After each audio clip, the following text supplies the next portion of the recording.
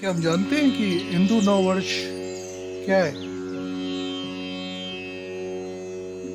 क्या जो 12 महीने हम जो जानते हैं, जनवरी, फरवरी, मार्च, अप्रैल, मई, जून, जुलाई, अगस्त, सितंबर, अक्टूबर, नवंबर, दिसंबर, ये हिंदू नववर्ष है? नहीं। हिंदू वैदिक हिंदू का इतिहास बहुत पुराना है। सनातन धर्म से ये हजारों साल पहले निकला है। और जो यूरोपियंस आए थे और जो उन्होंने हमारे को अपना कैलेंडर सिस्टम बताया था, वो बहुत नया है।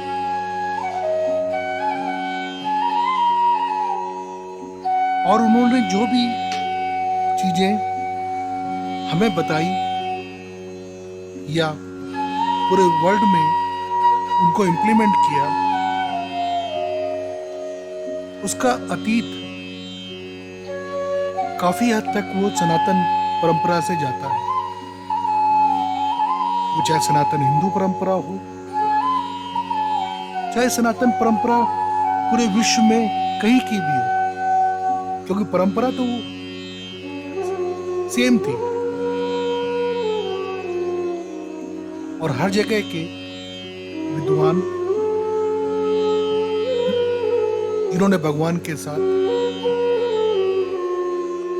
भगवान को समझने की काफी हद तक चेष्टा की थी और उनसे ज्ञान प्राप्त किया था, उन्होंने हजारों साल पहले ही बता दिया था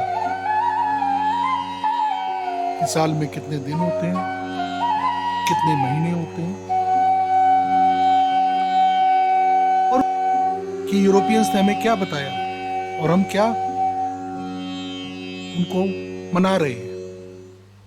हम आज इस बात पर चर्चा करते हैं कि हिंदू नववर्ष विक्रम संवत, हिंदू का गौरवशाली इतिहास है और वो ईसा मसीह के 57 साल पहले ही एक महान हिंदू शासक राजा विक्रमादित्य द्वारा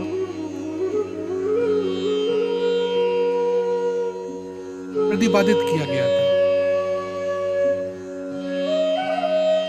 विक्रम संवत के अनुसार नया साल चैत्र शुक्ल प्रतिपदा को मनाया जाता है। वो हम आमतौर पर मार्च और अप्रैल के बीच में किसी भी दिन चंद्रमा की गति के अनुसार मनाया जाता है। इस साल 29 फरवरी और उसी स्थिति के अनुसार में वैदिक हिंदुओं के प्रमुख त्योहार जैसे दीपावली, होली, नवरात्रि, रक्षाबंधन, मकर संक्रांति की गणना करें। आप ये भी देखते हैं कि हर साल ये सारे त्योहार हमें एक दिन में नहीं होते, एक अंग्रेजी कैलेंडर के एक पर्टिकुलर डेज को नहीं होते, ये हमेशा चेंज होते हैं। और चेंज होने की, उनके अलग अलग दिनों में होने की मुख्य वजह यही है कि वो हिंदू कैलेंडर के हिसाब से विक्रम संवत के अनुसार चंद्रमा और सूर्य की गति को मापते हुए हम उनको बताते हैं। राजा विक्रमादित्य एक बहुत ही आदर्श और प्रसिद्ध शासक थे, एक महान सम्राट थे हिंदुओं के। और वो बेसिकली उज्जैन, जो कि अभी मध्य प्रदेश में है, के शासक थे। उनके शासन में साहित्य, कला, धर्म और विज्ञान के बहुत ज्यादा खोज और जानकारियां थी।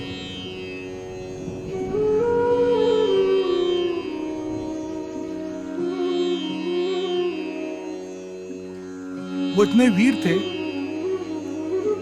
कि उन्होंने, जैसा मैंने पहले बताया, शक साम्राज्य को, जो कि बाहरी एक साम्राज्य था, मिडिल एशिया से आया था, उसको देश के बाहर खदेड़ दिया। और हम आपको ये भी बताते हैं कि नवरत्न के द्वारा अपने राज्य को हर विषयों में, हर सब्जेक्ट्स में आगे बढ़ाने का योगदान भी उनके द्वारा है। उनके नवरत्नों में कालिदास, जो कि काव्य शास्त्र के एक बहुत बड़े कवि थे और जिनके ऊपर अभी आप बहुत सारे नाटक देखते हैं, जो हमारे ऐतिहासिक नाटक होते हैं, वो थे। भास्कराचार्य उनके नवरत्नों में थे, जो कि एक बहुत बड़े खगोल शास्त्री और गणितज्ञ थे, मैथमेटिशियन थे। वारामिरी भी उनके समय में थे, जो कि एक खगोल शास्त्री थे। आचार्य चाणक्य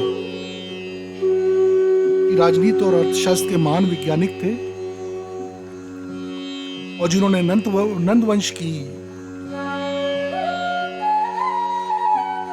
पराजय में एक बहुत बड़ा योगदान किया था, वो भी उनके नवरत्नों में थे। आर्यभट्ट, जिनके नाम पे हमने उपग्रह बनाया है, जो कि गणितज्ञ और खगोल शास्त्री थे, वो भी उनके नवरत्नों में थे।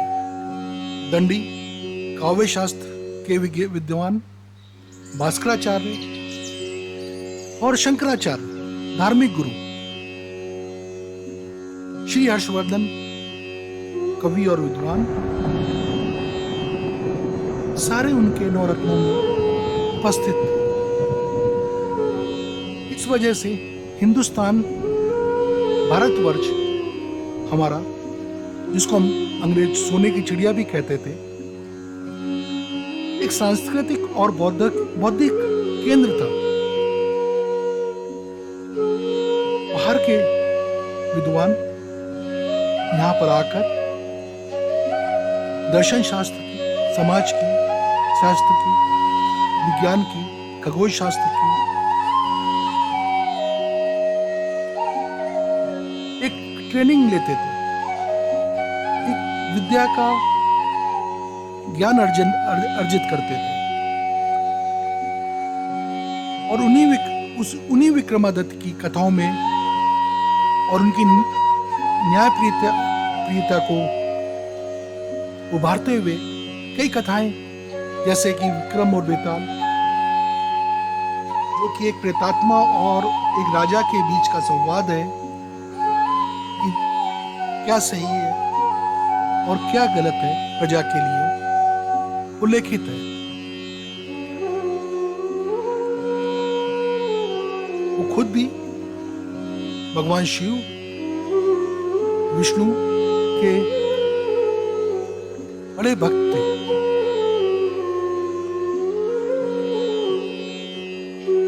भारतीय पंचांग, जो उनके समय में सबसे ज्यादा डेवलप हुआ था, ऐसा मैंने बताया कि उनके जो नवरत्न थे उसमें काफी सारे खगोल शास्त्री थे, गणितज्ञ थे। तो उन्होंने समय नापने के लिए चंद्रमा और सूर्य की गति को अध्ययन करते हुए तो पंचांग निकाला। उसके अनुसार ही विभिन्न प्रकार के त्योहार, व्रत और धार्मिक आयोजनों का निर्धारण किया। भारतीय पंचांग में विभिन्न प्रकार की तिथियां, समय, नक्षत्र, योग, करण की तिथियों का डिटेल में एक्सप्लेनेशन है।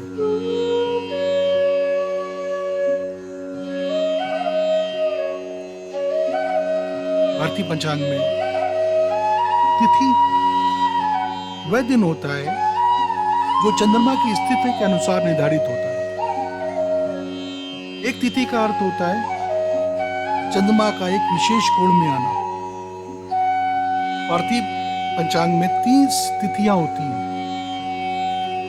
शुक्ल पंच, शुक्ल पक्ष मतलब चंद्रमा की बढ़ती हुई अवस्था, और कृष्ण पक्ष का मतलब चंद्रमा की घटती हुई अवस्था में विभाजित होती है।